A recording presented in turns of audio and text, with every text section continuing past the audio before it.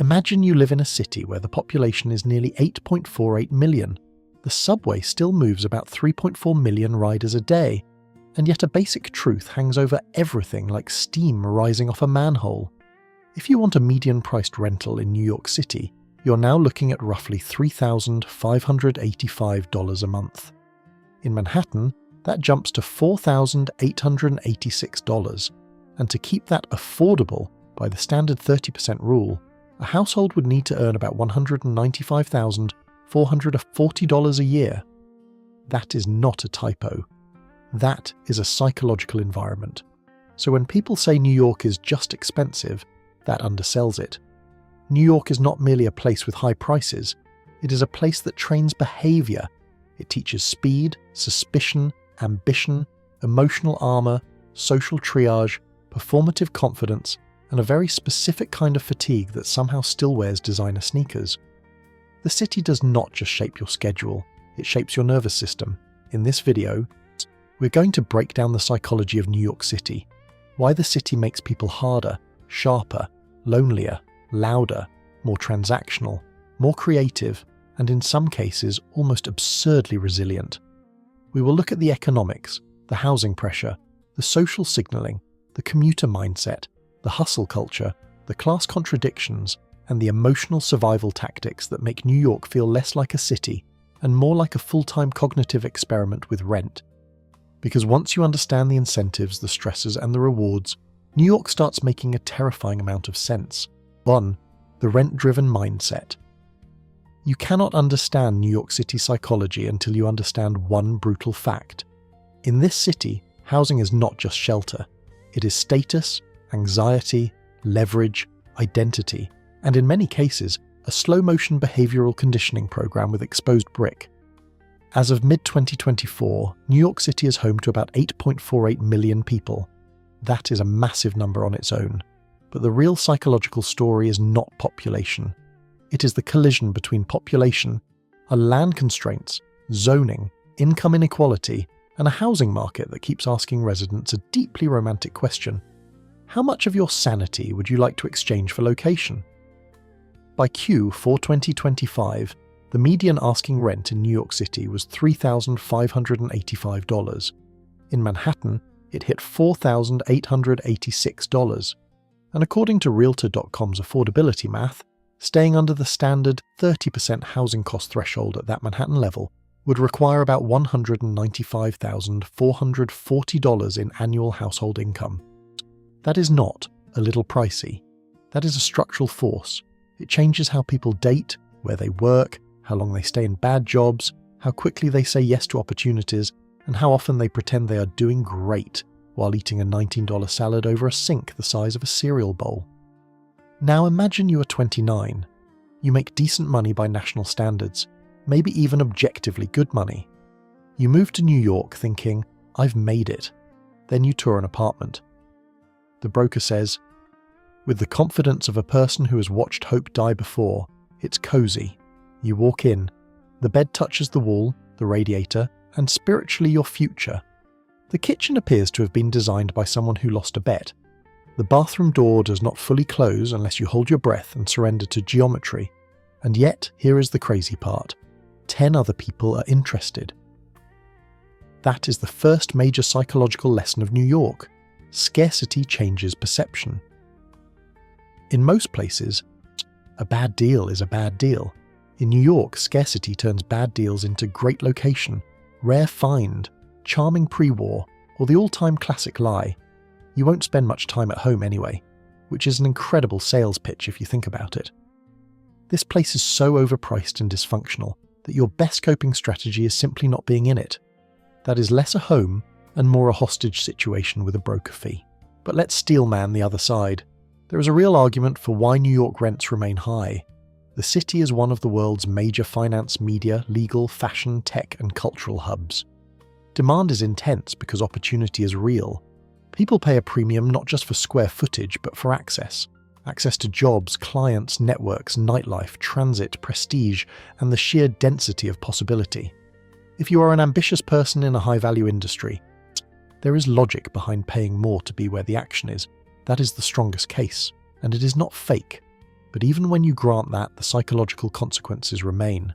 Because once housing becomes this expensive, people stop making decisions for comfort and start making them for survival. They optimize relentlessly. They tolerate roommates longer. They delay having children. They accept long commutes to preserve a thinner margin. They stay in apartments they dislike because moving is a financial ambush dressed as a life transition. That stay-put behavior is not theoretical. Realtor.com reported that nearly 90% of NYC renters remained in the same unit they occupied a year earlier, well above the national average. Think about what that means. It means the market is not just expensive, it is sticky. People are not necessarily staying because they love where they live. Many are staying because the cost and uncertainty of moving are so high that inertia becomes rational, and rational inertia over time becomes emotional stagnation. This creates a citywide mentality I'd call defensive attachment. People cling to what they have, even if what they have is mediocre, because the replacement could be worse and more expensive. That applies to apartments, yes, but it also bleeds into jobs, neighborhoods, social circles, and entire lifestyles. New York can make people simultaneously restless and trapped. They're always scanning for something better, but often too economically pinned down to move freely. It is ambition with a seatbelt locked too tight, and this affects identity in subtle ways. In New York, your apartment becomes social shorthand. Not because people are shallow, though, to be fair. Some of them are auditioning for a role called person who mentions their zip code too casually. But because housing in this city reveals a lot, it signals income, family help, rent stabilization luck, industry, stage of life, and sometimes pure survival skill. Say you tell someone you live alone in a decent one-bedroom in Manhattan. They do not hear, "I have an apartment." They hear, "Your income is high," or "Your lease is old," or "Your parents are generous," or "You sold a startup." Or secrets the rest of us do not. Housing in New York becomes biography by implication. This is one reason the city can feel hyper-comparative. In cheaper markets, lifestyle differences exist, but they are often less visually compressed. In New York, extreme wealth and constrained middle-class living can exist on the same block, sometimes in the same building, separated by a doorman smile and several $1,000s a month. That compression sharpens awareness. Yeah, people constantly benchmark themselves against others, professionally, romantically, socially, spatially, and when comparison becomes ambient, it changes behavior. You work longer because everyone else seems to be working longer. You spend more on appearances because you feel behind. You normalize stress because that's just New York. You begin to think exhaustion is proof of relevance. That is how a housing market becomes a cultural script. Now layer in transportation. The subway still handles roughly 3.4 million daily riders, which means a huge percentage of the city is navigating all this psychological pressure in public together, while trying not to make eye contact. You're not privately stressed in New York. You're communally stressed shoulder to shoulder, under fluorescent lighting, while someone eats something fragrant and a mariachi band materializes between stops like a side quest you did not accept. That matters because public friction trains emotional habits. You learn to move fast, you learn to read microsignals, you learn to filter noise, you learn that personal space is less a right than a folklore concept. Over time, this can look like rudeness to outsiders, but often it is not hostility, it is conservation. New Yorkers are not always cold, they are often bandwidth protective, and here is the deeper point. When a city makes basic life expensive, it makes attention expensive too. People become less patient because time is costly. They become more selective because energy is scarce. They become more transactional because ambiguity has a price. That does not make New York soulless. It makes it highly conditional. The city can be incredibly generous, funny, alive, and weirdly intimate. But first, it asks a tax from your nervous system. Rent is the opening charge. Everything else follows. So the first psychological law of New York is simple. When survival costs more, personality hardens faster. And once you see that, the city stops looking random. The impatience, the hustle, the social screening, the emotional armor, the obsession with location, the bragging, the burnout, even the dark humor, it all starts with the monthly invoice. If this breakdown is already hitting a little too close to home, or a little too close to a 280 square foot studio, hit like, subscribe, and let me know in the comments. What city should we break down next? 2. the Time-Scarcity Brain. Why New Yorkers act like every second is a hostage. If the first psychological engine of New York is rent, the second is time. Because once you live in a city where everything's expensive, time stops feeling abstract. It becomes money in the most literal and emotional sense. In New York, delay is not just annoying, it feels like theft. You see this everywhere. The way people walk, the way they order coffee, yet the way they stand on subway platforms with the 1,000-yard stare of someone mentally calculating whether missing this train will somehow spiral into missing a promotion, a dinner reservation, a freelance invoice, and their last fragment of optimism before Thursday. This is not just personality, it is environment. New York City's subway and bus network still carries millions of people daily, with the subway alone averaging roughly 3.4 million weekday riders in 2024. Yet that means huge numbers of people are constantly coordinating life through a transit system that is vital, crowded, and highly consequential to daily routines.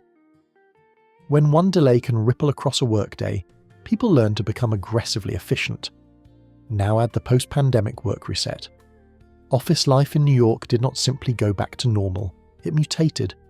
Castle's office access data has shown that office occupancy remains meaningfully below old full-time norms, while premium buildings have outperformed weaker stock. In one recent snapshot, A-plus buildings were at 76.1% weekly occupancy, while all buildings were at 62.9%. That gap matters. It tells you that New York is not just returning to the office, it is sorting itself. Better buildings, better locations, stronger employers, higher compliance, more pressure. Meanwhile, the office market itself remains under strain. CBRE projected the overall US office vacancy rate would end 2025 at 18.9%, and in Manhattan specifically, the divide between prime and everything else remains stark. CBRE noted Midtown Manhattan's prime office vacancy was 11.4% versus 15.6% overall in 2024, a clear sign that high-quality space is holding up better than the broader market. That means New York workers are operating in a two-track system. Elite spaces remain desirable, while older or weaker assets struggle. Same city, same block, different realities. Psychologically, this creates something important: compressed urgency. Imagine you're leaving Queens at 7:18 a.m. You're speed walking to the train because walking is for tourists, strollers, and people who have emotionally detached from punctuality. You get to the platform. The sign says, "Delays." Somewhere in the distance, someone sighs the sigh of a person who has sighed this exact sigh before. You check your phone. 3 unread Slack messages. 1 email marked urgent. A calendar reshuffle. A news alert. Your lunch plans just got moved. Your landlord just sent a building notice written in the tone of a medieval tax decree. Nothing catastrophic has happened, and yet your body reacts as if the saber-toothed tiger has returned and now works in middle management. That is the New York time-scarcity brain. The city constantly produces micro-threats: small delays, unexpected costs, packed trains, late elevators, scheduling collisions, crowded stores, long lines, impossible reservations, quick calls that are never quick. Any one of these is manageable, but stacked together they create a mental climate where people become hyper-vigilant and pre-irritated. That pre-irritation is one of New York's defining emotional signatures. It is why a person can hold the door for you one moment and then silently judge your escalator etiquette with the intensity of a war crimes tribunal the next. The city rewards generosity in bursts, but it punishes inefficiency relentlessly. And to be fair, there is a steelman case for this pace. New York's speed is part of what makes it productive. Dense networks reduce friction between ideas, clients, employers, talent, and capital. In fast-moving industries, finance, media, law, advertising, startups, fashion, publishing, entertainment, speed is not cosmetic. It is competitive advantage. When millions of high-agency people are clustered together, responsiveness matters. People answer faster, decide faster, move faster. Because slower players often lose. That is the rational core behind the city's impatience. But the problem is when efficiency stops being a tool and becomes a personality. Then you start seeing the behavioral spillover. People interrupt more. They text like every message is a hostage negotiation. They schedule friendship. They optimize social life like project management. They say, "Let's definitely do that," knowing perfectly well that what they mean is, I support the concept of us doing that in a parallel universe with fewer obligations. In New York, flakiness is often less about disrespect and more about calendar combat. The city generates so many simultaneous demands that people overcommit as a coping fantasy. They genuinely believe future them will somehow become a more organised saint with better shoes. Future them never arrives. Current them is on the F train, sweating through a coat in March, wondering whether they can make a 6:30 dinner, a 7:15 meeting and emotional stability all in the same night. This constant compression affects communication styles. Outsiders often describe New Yorkers as rude, abrupt or intense. Sometimes, yes. Some people are just rude. Geography did not invent jerks. It merely gave them more expensive rent. But often what looks like rudeness is actually low-latency communication. In high-friction environments, people cut unnecessary softness. They get to the point quickly, they ask direct questions, they make rapid judgments. They do not always wrap every sentence in decorative emotional bubble wrap. This can feel harsh if you come from a lower-intensity social culture. But inside New York's logic, brevity is often courtesy. The unspoken message is, I'm not wasting your time, and please don't waste mine. That is why the city produces a strange contradiction. People can be sharp, blunt, and impatient in form, while also being extremely competent, helpful, and surprisingly kind in substance. Ask a New Yorker for directions, and you may get a response that sounds like you have mildly inconvenienced the Federal Reserve, followed immediately by precise, useful instructions that save your entire day. That is not hypocrisy. That is efficient compassion. Now let's bring in the labour backdrop.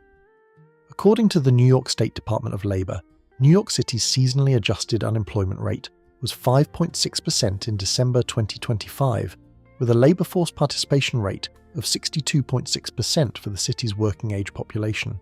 That is not a collapse, but it is high enough to keep pressure alive. In a city with elevated living costs, even modest labour market anxiety gets amplified.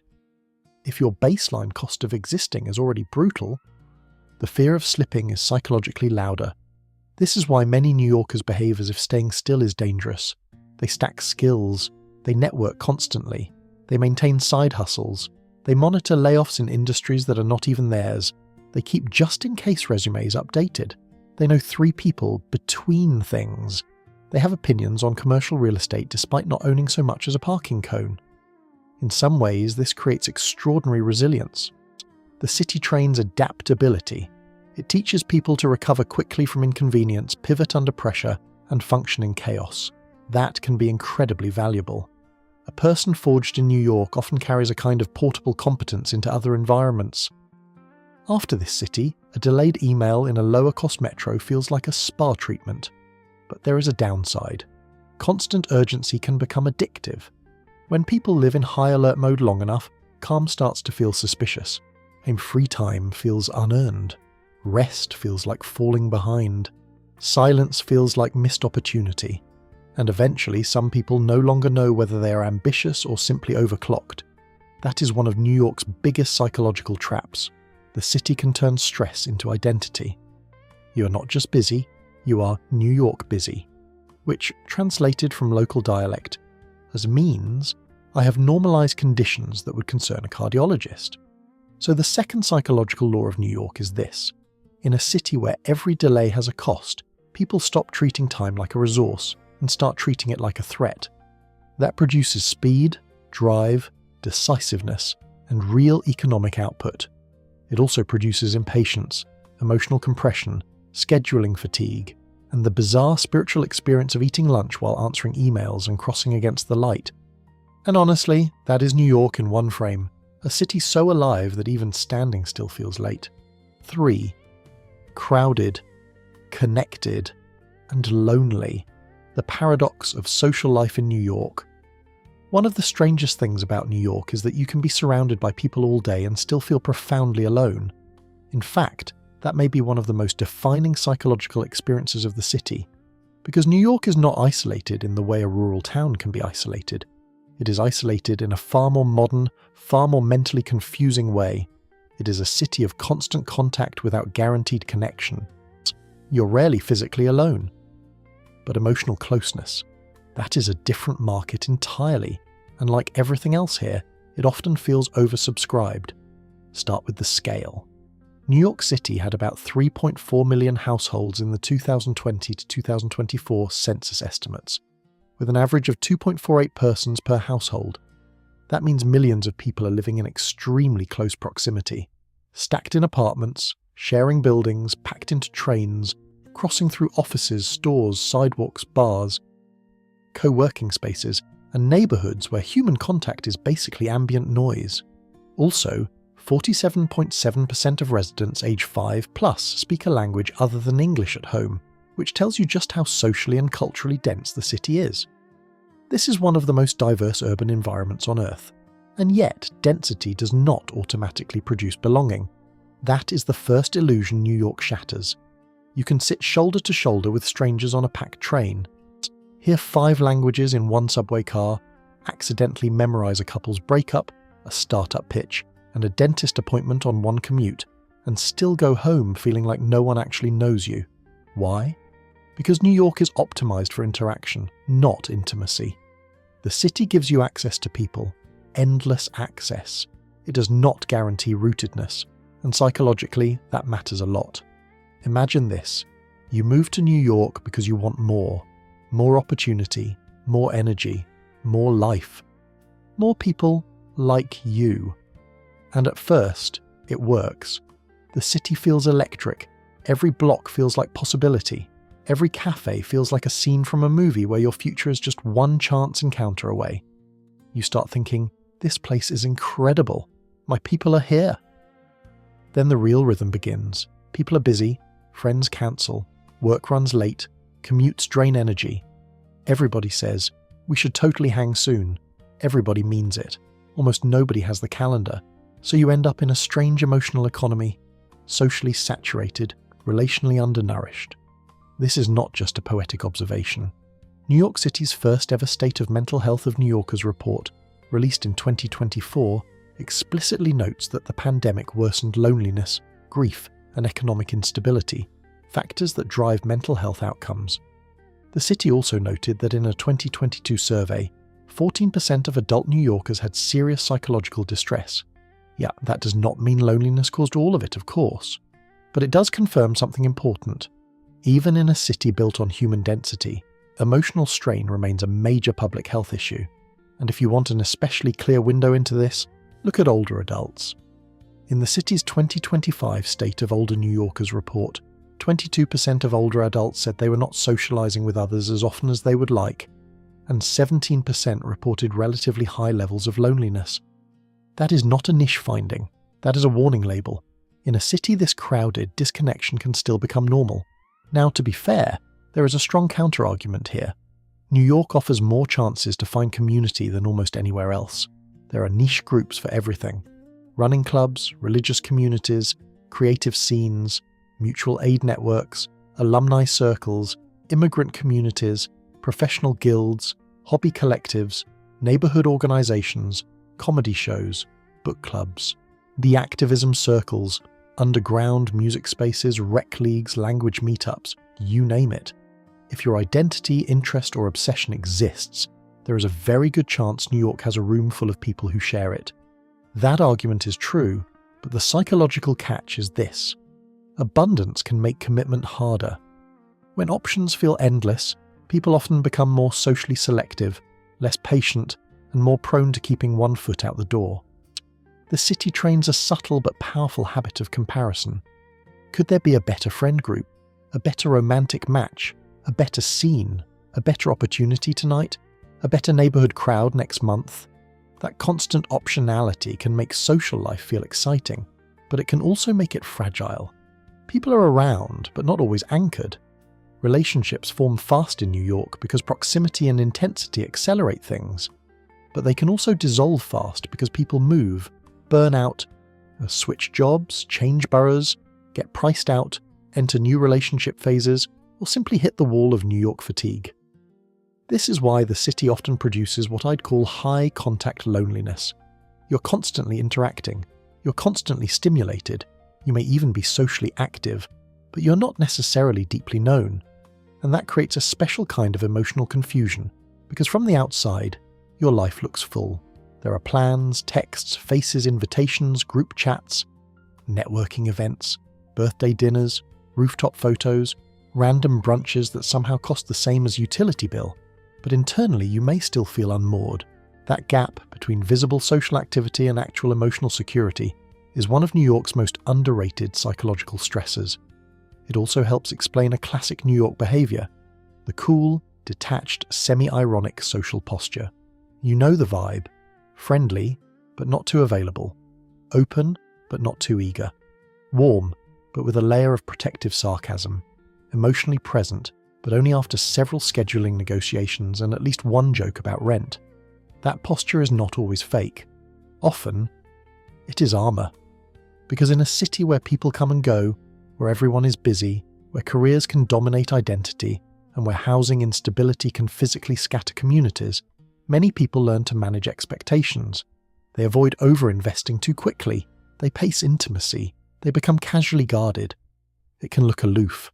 Sometimes it is. But often it is self-protection dressed in urban tailoring.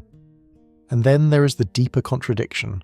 New Yorkers can be incredibly kind in crises. A person who ignores you on the sidewalk may help carry a stroller up subway stairs without hesitation. A neighbour who barely speaks may suddenly become your emergency contact during a blackout. A crowd that looks emotionally unavailable can become weirdly cooperative the second something goes visibly wrong. That is because New York does not eliminate solidarity. It just compresses it into moments of necessity. The city teaches people to conserve social energy in daily life, then spend it fast and decisively when it matters. So the third psychological law of New York is this: density gives you constant exposure to people, but not automatic attachment to them. That creates a city that is socially rich, emotionally inconsistent, and often lonelier than it looks. And once you understand that, a lot of New York behavior makes sense. The flakiness, the guardedness, the dark humor, the intense friendships that form quickly, the equally intense disappearances, the obsession with finding your people, and the quiet heartbreak of realizing that in the most crowded city in America, belonging is still something you have to build on purpose, because in New York you're never short on people. What you're short on is slack time, slack energy, slack trust, and the emotional breathing room required to turn contact into closeness. And that is a very different problem. 4. Status theatre. Why New York turns everyday life into a competitive signal. New York is one of the few places on Earth where a person can be broke, brilliant, underslept, socially overbooked, and still somehow be engaged in an elite branding exercise before noon. Because in this city, status is not just about wealth. It is about how wealth, taste, scarcity, access, and suffering get performed. And that performance is everywhere. It is in the neighborhood you mention first. It is in whether you say, "I live in Brooklyn," versus naming the exact micro-neighborhood like it is a luxury watch reference. It is in whether your coffee is from a place. It is in what gym you belong to, what building you live in, what kind of tote bag you carry, what restaurant you can never get into, what internship you once had, and how casually you say things like, "My friend's gallery opening," as if that phrase should not sound completely absurd to most of human history. This is not random vanity. It is psychology under conditions of compression. When you pack millions of people into a high-cost, high-opportunity, high-visibility environment, you create a city where social signals become unusually valuable. People need shortcuts to understand where others stand, economically, culturally, professionally, romantically, even morally. And in New York, those shortcuts become incredibly refined. Yet that is because the city contains extraordinary inequality in a very small physical space. According to Robinhood's 2025 Poverty Tracker report, New York City's poverty rate reached 25%, about 1 in 4 New Yorkers, based on 2023 data, up from 23% the year before. At the same time, New York remains home to some of the highest concentrations of wealth on Earth. So what you get is not simply a rich city or a poor city. You get a city where wealth and hardship are constantly visible to each other. That visibility changes people. Imagine you're walking through Manhattan. On one block, a luxury storefront sells an object that appears to be a coat, but costs the equivalent of a reliable used car. On the next, someone is sleeping near a steam grate. A black SUV idles outside a private club. A delivery worker is rushing uphill on an e-bike in weather that would make a medieval peasant file a complaint.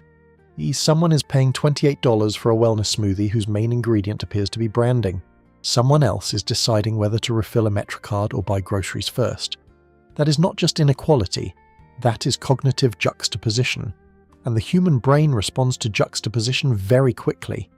People compare, they infer, they signal, they compensate. This is why status in New York is rarely just about raw money. In a place with so many rich people, straight wealth alone is almost too obvious. So the city develops finer currencies: taste, insider knowledge, cultural capital. Scarcity access: who you know, what room you can get into, what line you do not have to stand in, what neighborhood you got into before it changed. And perhaps the most New York status symbol of all, appearing busy enough to imply demand, but relaxed enough to imply control. That last one is practically an art form, because New York's social life often rewards what I'd call managed strain. You want to look ambitious but not desperate, successful but not tacky, connected but not clingy, cultured but not trying too hard, rich but in a way that says tasteful discretion, not new crypto money discovered ablazer. And yes, sometimes this becomes ridiculous. There are people in New York who can convert a dinner reservation into a spiritual autobiography. There are people whose entire identity is knowing a place. There are people who describe neighborhoods the way medieval nobles described bloodlines. There are people paying premium prices to simulate authenticity in environments carefully engineered to look accidental. But before we laugh too hard, let's steelman it. Status signaling is not uniquely a New York flaw. In any large, opportunity-rich city, signals help people navigate complexity. When there are too many people to know deeply, symbols become efficient. They communicate tribe, ambition, values, subculture, and socioeconomic position. In fast social markets, dating, networking, or hiring, friendship, signals reduce uncertainty. From that perspective, status performance is not just vanity. It is information exchange. That is the strongest case. The problem is when information exchange mutates into identity distortion. Because in New York, many people do not just use signals, they start living through them. A person may choose an apartment they cannot truly afford because the neighborhood preserves a desired self-image. Someone may stay in an industry they no longer like because the title still buys social prestige. Someone may overconsume culturally, restaurants, fashion, events, experiences, not from joy, but from fear of social invisibility. Someone may date based more on symbolic fit than emotional compatibility. Someone may quietly go into financial strain to maintain an aesthetic that implies they are doing better than they are. This is especially common in cities where class is both visible and fluid. New York tells people two conflicting things at once. Reinvention is possible here.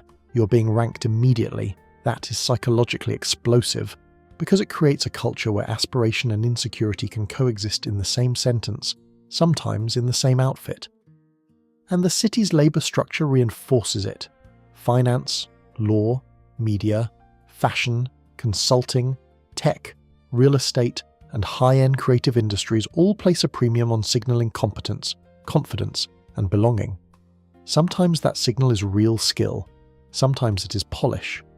Sometimes it is merely the ability to say crazy weak in a way that suggests your chaos is somehow billable. Meanwhile, the broader economic reality remains harsh. Robin Hood's reporting also found that many New Yorkers were struggling to afford basics like food, transportation, and housing.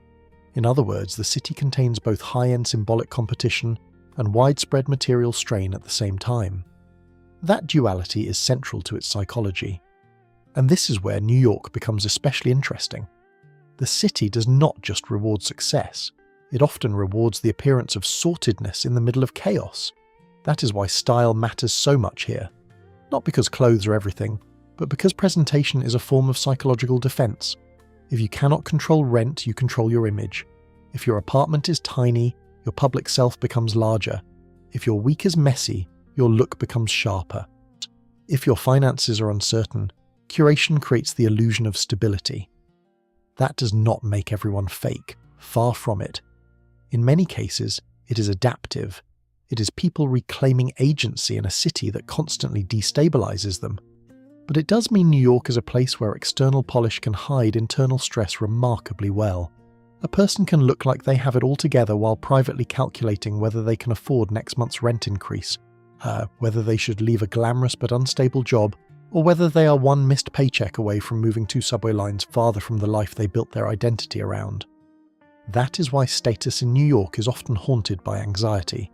Not just, do I have enough? But, am I still in the game? Am I slipping? Can people tell? Am I where I'm supposed to be by now?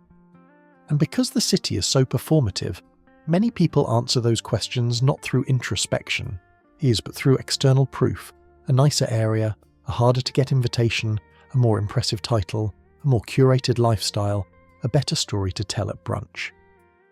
Which leads to the fourth psychological law of New York. In a city where class is constantly visible, people do not just pursue success, they learn to stage it. Sometimes that performance is strategic, sometimes it is protective, sometimes it is just exhausting, but once you see it, you cannot unsee it. The city becomes a giant live-action ranking system, where everyone insists they are above caring, while quietly caring a great deal. And honestly, that may be New York's most elegant lie. Not that status matters here, but that only other people are trying. 5. Hyper-Vigilance without full panic. How New York trains people to read risk fast. One of the most misunderstood things about New York psychology is this. The city often feels more dangerous than the raw data alone suggests. But that does not mean the feeling is irrational. It means New Yorkers are living inside a system of constant uncertainty, and uncertainty changes behaviour even when worst-case events are statistically rare. Let's start with the facts, because this topic gets distorted fast. By the end of 2025, the NYPD said overall major crime was down roughly 3% citywide, and the city recorded 688 shooting incidents, the lowest in recorded history according to city and state officials. The subway also had what officials described as its safest year in a generation, with overall major crime in transit down 5.2% from 2024, and about 1.65 major crimes per million riders in 2025. So no. The simplistic New York is spiralling into total chaos story does not match the broad trend data. But here is where it gets psychologically interesting. Even while shootings and some major categories improved, not every category moved the same way. The Brennan Center noted that felony assaults in New York City remain far above 2019 levels, up roughly 42% since then. In other words, some of the most frightening low-frequency violence declined, while a more everyday category of serious interpersonal violence has remained stubbornly elevated. That mismatch matters because human beings do not emotionally process crime as one clean metric. We react much more strongly to visible unpredictability, public disorder, and the possibility of random conflict. So imagine you are walking home at 9:40 p.m. The block is not empty. It is New York. Truly empty is rare. A deli is still open. A delivery bike cuts by. Someone is yelling, not necessarily at you, maybe not at anyone, maybe at the universe, which, in fairness, has given people reasons. A train rumbles below street level. A person is pacing erratically near the corner. Nothing has happened. Statistically, nothing may happen. But your brain does not only ask, what is the annual citywide trend line? Your brain asks, what is this block like? What is that person doing? Should I cross the street? Should I take my headphones out? Should I speed up? Yeah, should I make eye contact? Should I absolutely not make eye contact? That is not paranoia. That is adaptive scanning. And New York trains it hard. The city forces people to make hundreds of tiny risk calculations every week. Which subway car looks calm? Which station exit feels smarter? Which block to avoid late? Which argument is none of your business? Which stranger needs help? Which stranger needs distance? Which situation is real danger? And which is just New York being New York again? This produces a distinctive psychological state. Hyper-vigilance without permanent panic. That distinction matters. Permanent panic is dysfunction. Hyper-vigilance in New York is often functional. It is the learned ability to monitor the environment quickly and keep moving. The city rewards people who can notice small cues fast and adjust without freezing. And yes, there is a steel man case for the opposing view. Critics often say New Yorkers exaggerate danger because media coverage and social media amplify the most disturbing incidents. There is truth in that. Viral clips, sensational headlines, and endless doom scrolling can make rare events feel omnipresent. If you consume every shocking subway incident online, your perception of risk can absolutely detach from the broad numbers. I saw 3 terrifying posts, therefore civilization is ending. Model of urban analysis is not serious thinking, but that is only half the story, because perception is not shaped only by aggregate crime rates, it is shaped by exposure to volatility, and New York has plenty of that. Even if the city is statistically safer than many people assume, it is still a place of intense public contact, visible mental distress, crowded transit, and unpredictable interactions. When millions of people share tight public spaces every day, even a small number of incidents can feel psychologically large because they happen in common spaces, not far away in abstraction. That is why subway psychology is so revealing. Officials could rightly point out that the system carried millions of riders, and that major crime per rider was comparatively low in 2025, and that is important context. But from the rider's perspective, the experience is not 1.65 major crimes per million riders. The experience is fluorescent lights, confined space, uncertain proximity, variable enforcement, and the basic fact that once the train doors close, your options narrow considerably. Rationally, the odds may be low. Emotionally, the setting heightens awareness, so New Yorkers adapt. They stand strategically. They choose train cars with more people, but not too many more. They glance before entering. They reposition quietly. They learn the art of selective attention, alert enough to notice trouble, detached enough not to absorb every strange moment as a personal emergency. That selective attention is one of the city's real survival skills. It also explains something outsiders often misread: the famous New York coldness. Sometimes what looks like indifference is actually boundary management. People are not ignoring everything because they are heartless. They are filtering constantly because fully emotionally engaging with every visible problem in New York would fry the human nervous system by lunchtime. You cannot react deeply to every argument, every siren, every unstable moment, every person in distress, every public confrontation, every train delay, every street-level oddity. If you did, you would become non-functional.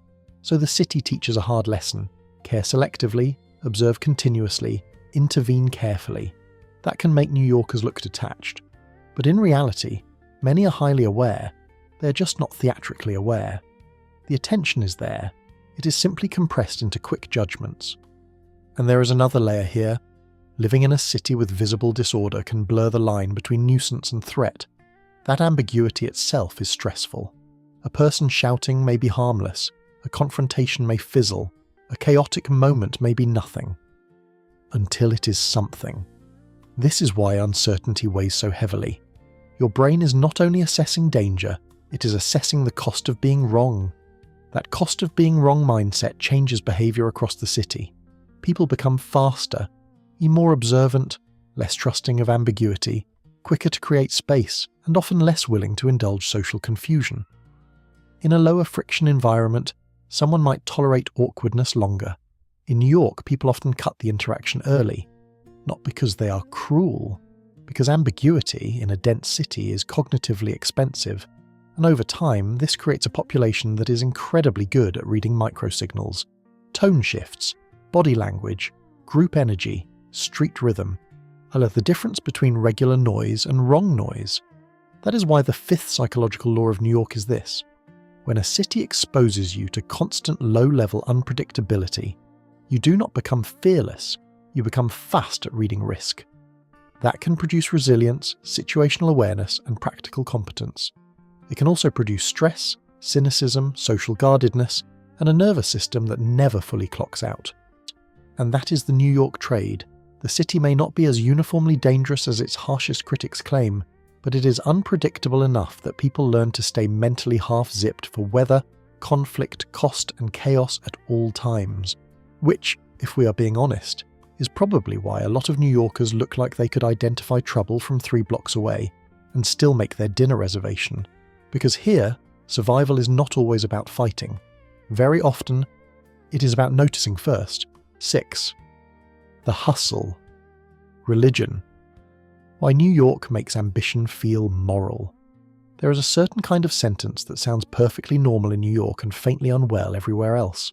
Something like, "Yeah, I'm slammed, but in a good way." That sentence contains the entire emotional theology of the city. Because in New York, ambition is not just encouraged, it is moralized. Being busy can feel like virtue. Being in demand can feel like proof of worth. Being overwhelmed can feel like evidence that your life matters, and that is one of the deepest psychological forces shaping the city. Now, to be fair, New York has real reasons to attract ambitious people. NYCEDC's 2025 State of the NYC Economy report described the city as having record private sector jobs, continued talent attraction, and more than 1 million college students and recent graduates in its broader young talent pipeline. The city remains one of the densest concentrations of employers, clients, institutions, and career ladders on Earth. So the idea that New York is an opportunity machine is not just marketing copy. There is substance there, but the psychology of New York begins where the economics of opportunity meet the social pressure of comparison. Imagine you are 31, smart, capable, and newly settled in the city. You came here because this is where serious people go. This is where industries happen. This is where careers are made, names are built, deals are done, and random Tuesday nights can theoretically alter the trajectory of your life. And in some cases, that is true. The problem is that once you enter a city with this much ambition packed into this little space, effort stops feeling optional. You're surrounded by people working hard, networking hard, branding hard, recovering from burnout hard, and pretending they have a pretty chill week while speaking in a tone that suggests they are one calendar alert away from dissolving into pure caffeine. That atmosphere changes behaviour. In a lower pressure environment, hard work can remain a tool. In New York, it often becomes identity, and the city quietly reinforces it. The New York City Comptroller's 2025 Economic Review noted that 2025 job growth was stagnant in all but two sectors: education and health and government. It also noted that the fastest growing area, education and health, is one of the city's lowest average wage sectors, and that low-wage industries have dominated job growth for the past 3 years. At the same time, higher-wage office-heavy sectors like finance, information, and professional and business services had recently contracted slightly before being expected to resume moderate growth. That split matters psychologically, because it means New York still sells the dream of elite advancement, but a lot of actual employment growth has been happening in sectors that are essential, often underpaid and less glamorous. So the city produces two simultaneous narratives. The fantasy narrative. This is the place where you can make it big. The lived narrative. A lot of people are grinding very hard just to stay in place.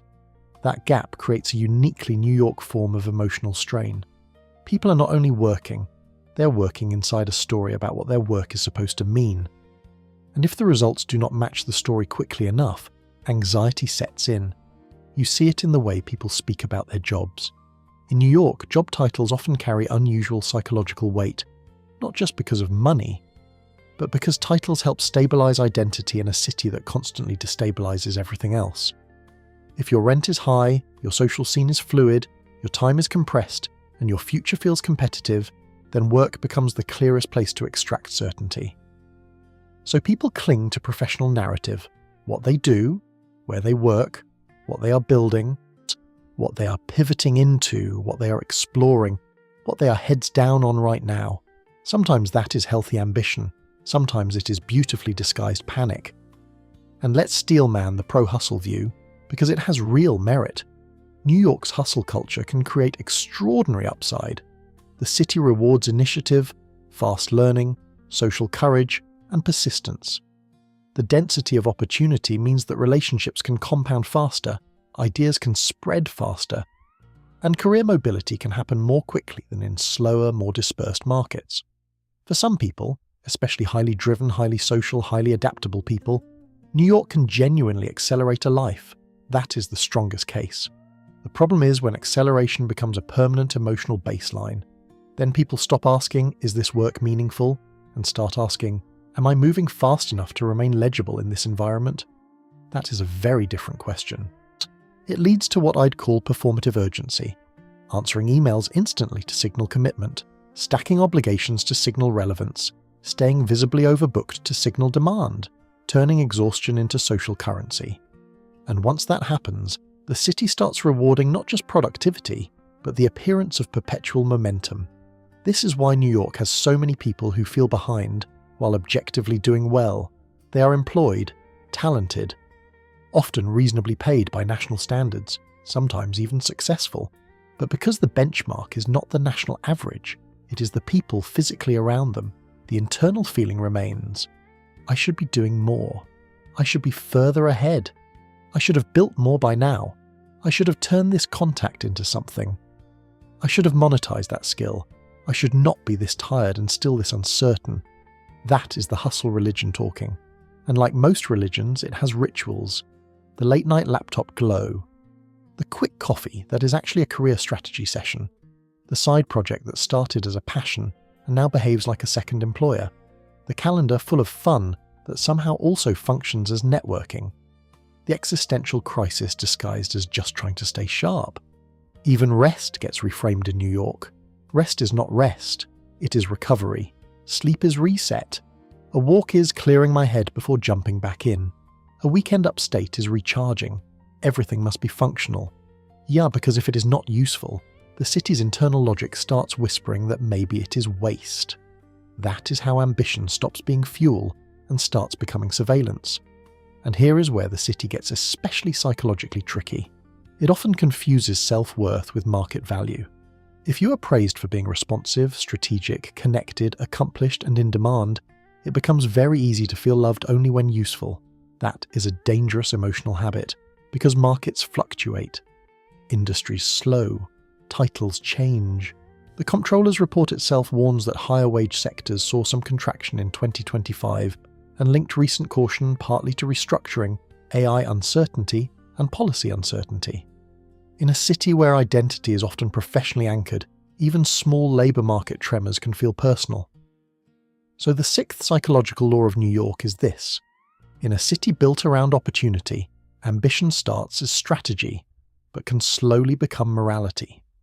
Work hard becomes be worthy, stay relevant becomes stay visible, keep going becomes do not fall out of the story. That can produce incredible achievement. It can also produce chronic self-measurement, fragile self-esteem, burnout, and the haunting feeling that your life is always one accomplishment behind where it should be. And that is the New York hustle trap. The city really can reward drive, but it can also convince you that slowing down is the same thing as disappearing. Which is why so many people here are not just chasing success, they are chasing proof that they still belong in the race. 7. The Reinvention Machine. Why New York attracts people who want to become someone else. New York does something psychologically unusual. It lets you arrive as one person and behave as if your previous self was merely a rough draft. That is one of the city's greatest attractions. It is also one of its deepest destabilizers. Because New York is not just a place people move to for work, it is a place people move to for revision. They come here to become sharper, richer, cooler, more serious, and more creative, more connected, more visible, more interesting, more themselves, or at least more like the version of themselves they believe would finally make sense. That reinvention pool is one reason the city keeps regenerating even after shocks. New York City's own planning department said the city grew by 87,000 people between July 2023 and July 2024, reaching 8,478,000 residents, marking a second straight year of population growth. Yeah, that matters because it tells you something larger than population math. Despite the cost, the pressure, the burnout, the endless online declarations that everyone is leaving, New York still pulls people in. The city remains a place people choose when they want access to possibility at scale. But the reinvention story is more complicated than the myth. Because even as the city grows again, the churn underneath it remains intense. In the New York City Comptroller's February 2026 monthly outlook, the city's net international migration rate fell to 4.78 per 1,000 residents in 2025, down from 14.6 in 2024. While domestic outmigration held at 6.9 per 1,000 in 2025, up modestly from 6.0 in 2024. In plain English, New York is still gaining and losing people at the same time, and the balance of who arrives versus who leaves can shift quickly. That churn is psychologically important. Because when a city constantly refreshes itself, Identity becomes more fluid. Friend groups are less fixed. Neighborhood culture shifts faster. Career circles resort. Dating markets reset. Entire social ecosystems can change just because enough people aged out, priced out, burned out, partnered up, moved away, got laid off, got promoted, or decided they wanted a backyard and a blood pressure reading that no longer looked like a stock chart. Imagine you're 26 and moving to New York for the first time. You arrive with 2 suitcases, a resume, a few overconfident fantasies, and a deeply unserious belief that your apartment search will be kind of fun. It will not be fun. It will be an urban obstacle course administered by landlords, brokers, and the concept of financial humiliation. But emotionally, the city still feels like open terrain. Nobody here really knows your history. No one cares what your high school reputation was. No one is particularly invested in the version of you that existed in some quieter place, where rent was lower and your mistakes had more room around them. That anonymity can feel liberating. In smaller or more rooted communities, identity is often sticky. People remember old versions of you, roles harden, family expectations linger. Social memory follows you around like a mildly judgmental aunt. New York weakens that social memory. The city is too big, too busy, and too constantly in motion to keep a stable file on everyone. That gives people psychological permission to experiment. New career, new friends, new look, new politics, new social tier, new habits, new story. This is the strongest, most romantic argument for New York, and it is not fake. The city really can serve as a catalyst. Its scale and anonymity lower the social cost of trying again. In that sense, reinvention here is rational, but there is a darker side. When a city makes reinvention easy, it can also make rootedness harder. Because if everyone is in transition, then many relationships become provisional. People are not always building long-term lives. Often, they are managing phases. A person may be in New York for now. A job may be a stepping stone. A neighborhood may be until the lease is up. A friend group may be a holding pattern between career shifts. Even identity can become temporary, less an anchor than a rotating strategy. That can create a strange emotional climate. High ambition, high fluidity, low permanence, and psychologically, low permanence changes how people bond. They may move fast socially but stay guarded emotionally. They may be open to connection but hesitant to invest deeply. They may treat choices as reversible long after they are not, because the city trains the idea that everything is a pivot, a phase, a season, a transition, a launchpad, a reset. This is why New York can produce both some of the most intense friendships and some of the most abrupt disappearances. The intensity is real because the city compresses life. Shared struggle creates fast closeness. The disappearance is real because the city also normalizes churn. People vanish into new jobs, new boroughs, new partners, new rent realities, new versions of themselves. And because reinvention is culturally admired here, instability can sometimes get mistaken for growth. A person might call it evolving when they are actually unmoored. They might call it staying open when they are unable to commit. They might call it protecting my options when they are simply afraid to plant roots in a city that punishes the wrong bet. That does not mean reinvention is bad. In many cases, it is deeply healthy. The city can help people escape limiting environments, rebuild after failure, or finally find communities and ambitions that fit them better.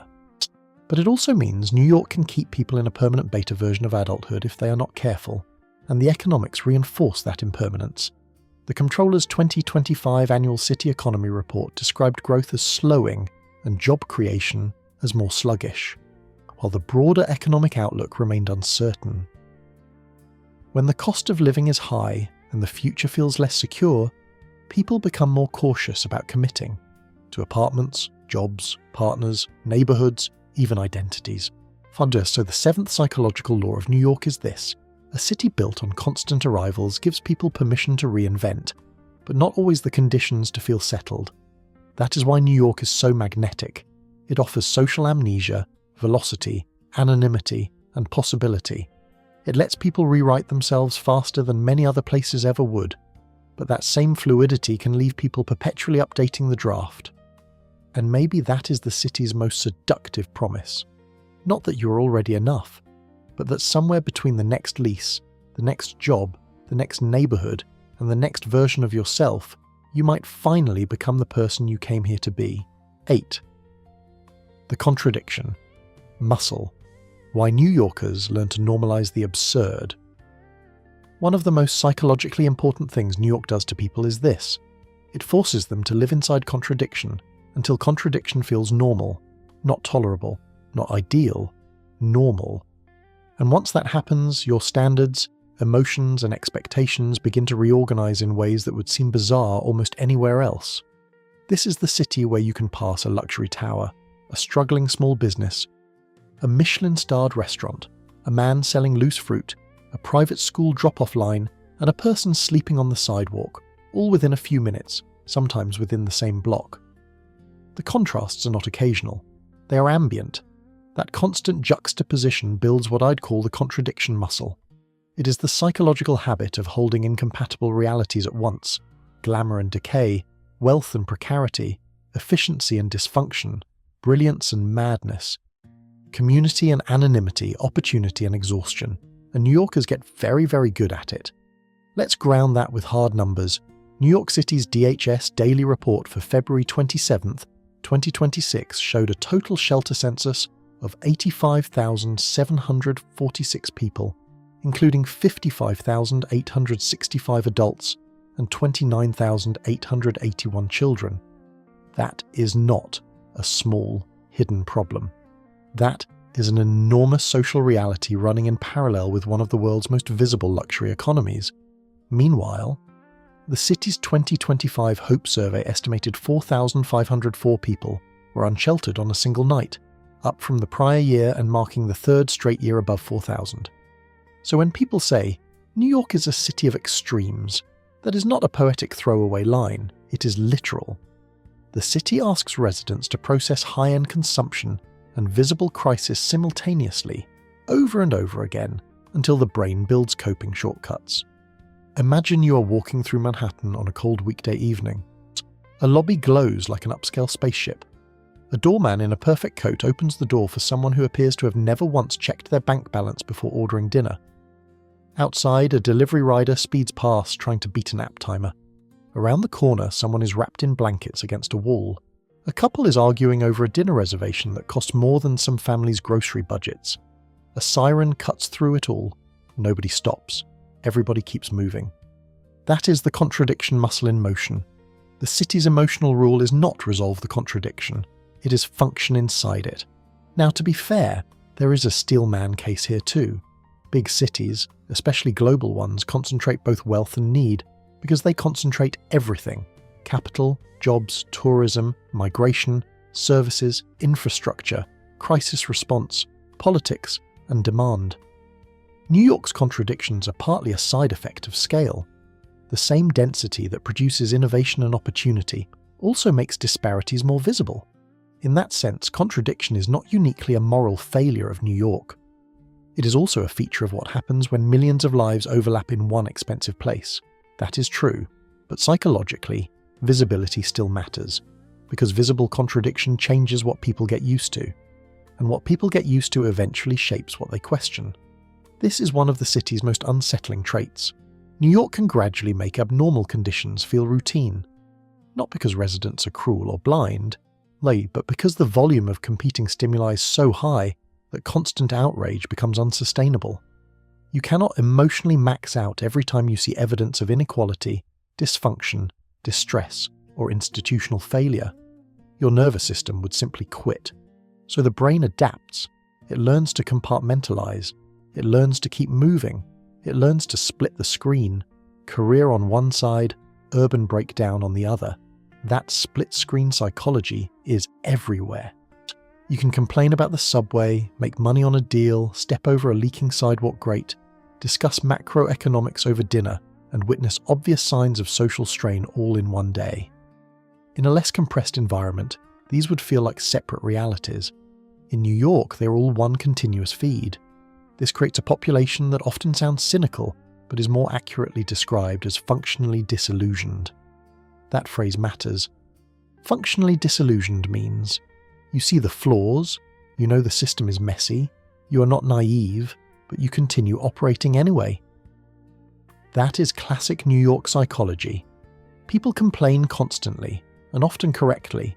They mock the city.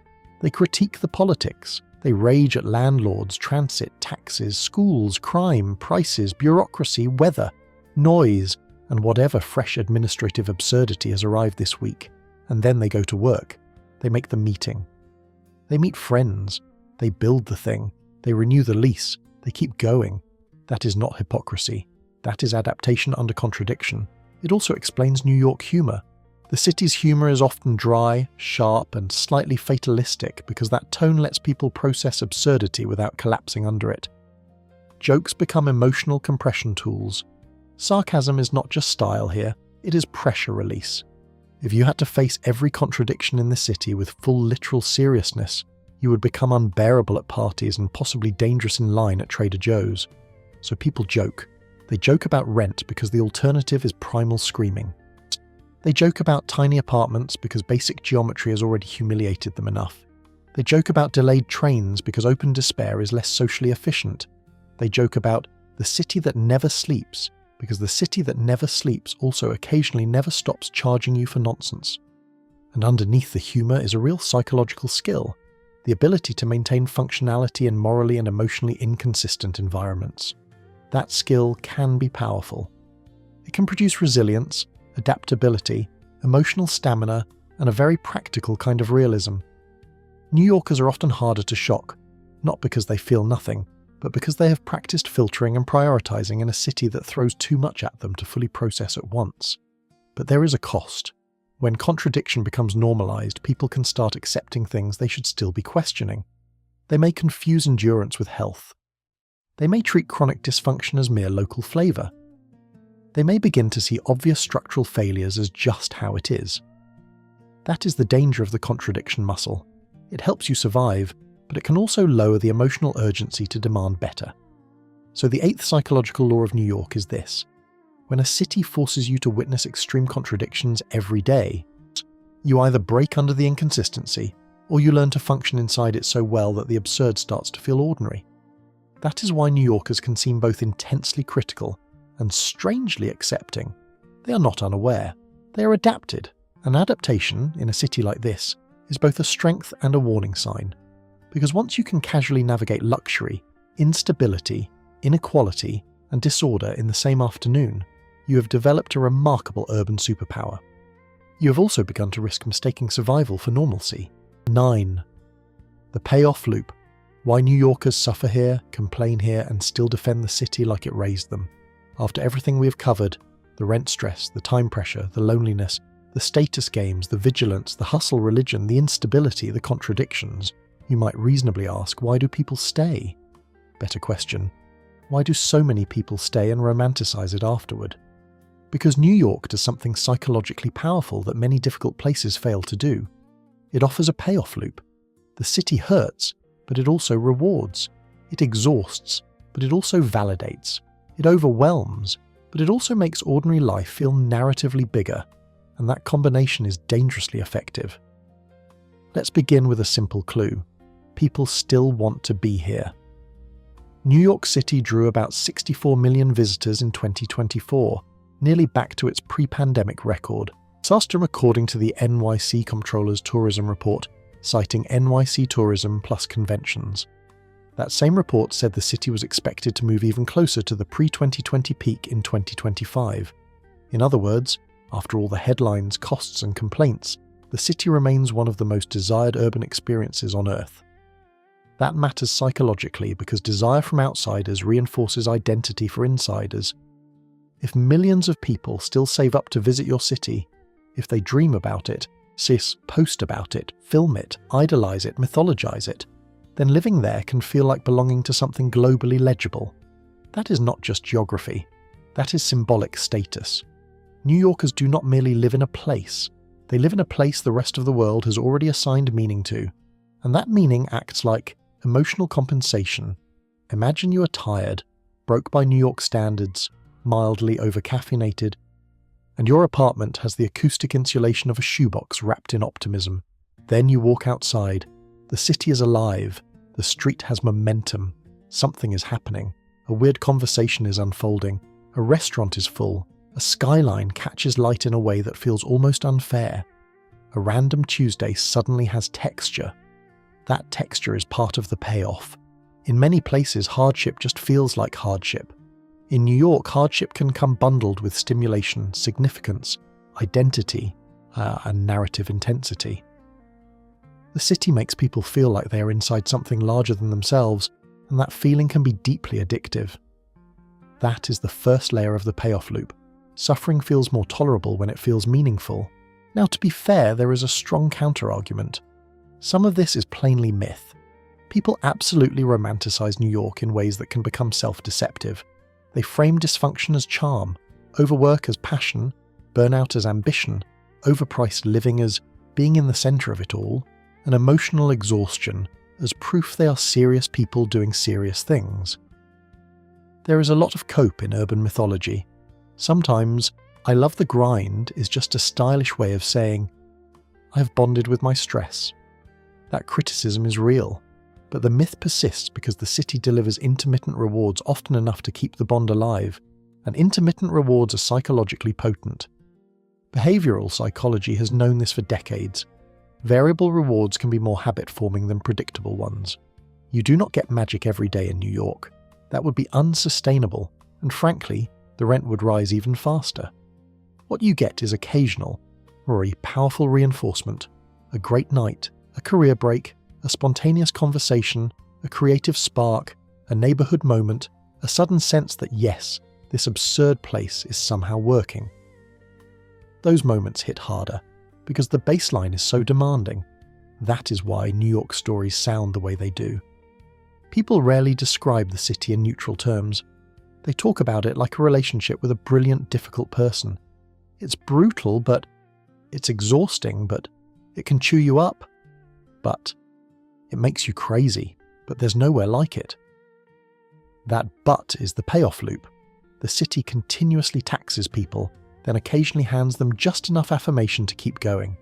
And because the rewards are often tied to identity, they land deeper than convenience would.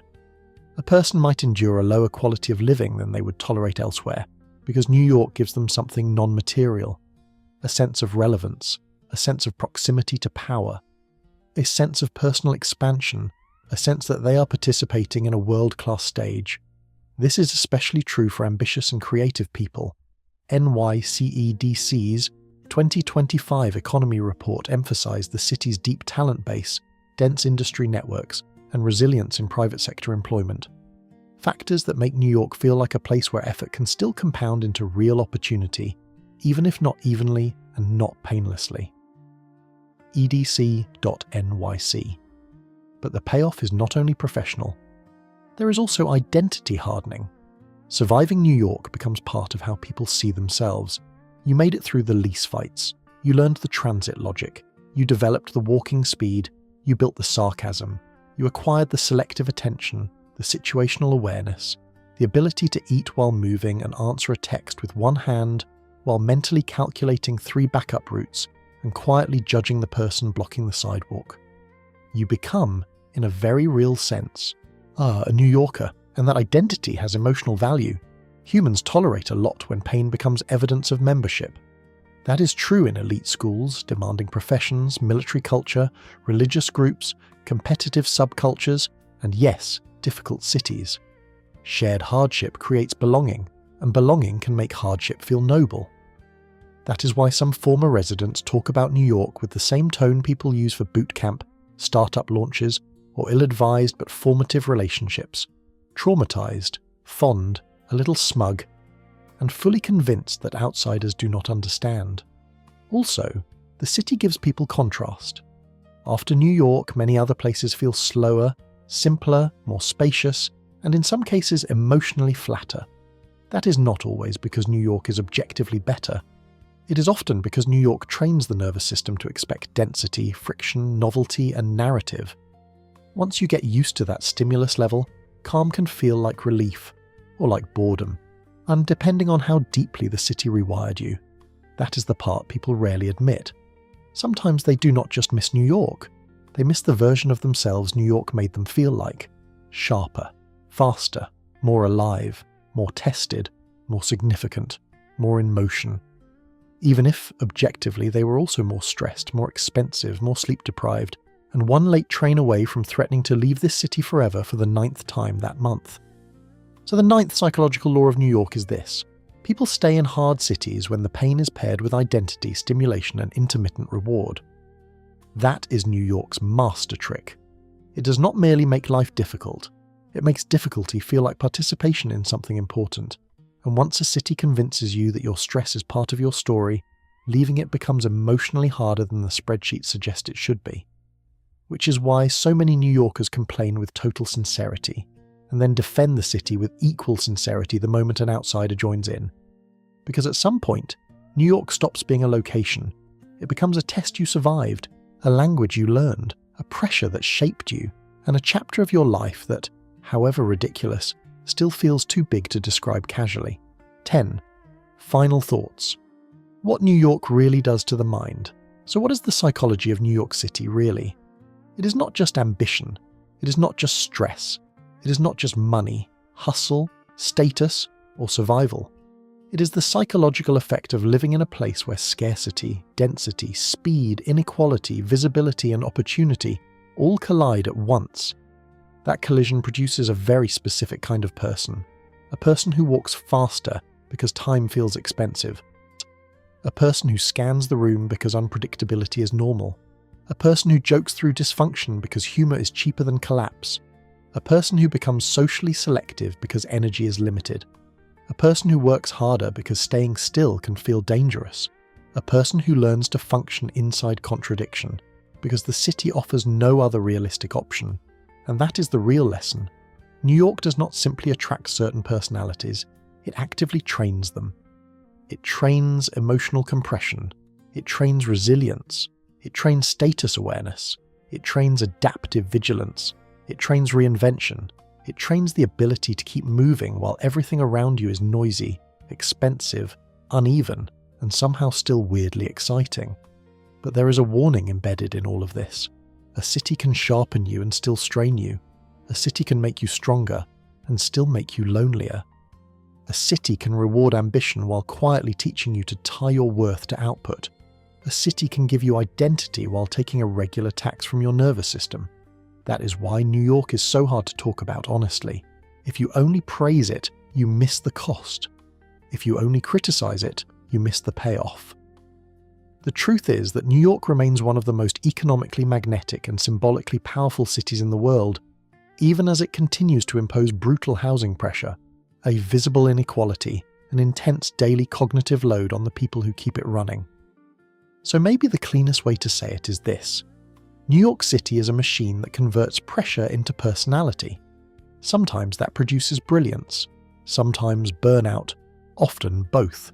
And if you have lived there, loved it, left it, wanted to leave it, or threatened to leave it while still renewing your lease, then you already know the final truth. New York is not just a place you occupy. It is a place that gets inside your habits, your timing, your standards, your humor, your stress response, your ambition, and your self-image. It changes the way you move through the world. That is the psychology of New York City. If you enjoyed this one, check out the rest of this series, because the psychology of a place is often the hidden story behind its economy, politics, culture, and everyday behavior. And let me know in the comments, which city should we break down next? Thanks for watching. I'll see you in the next video.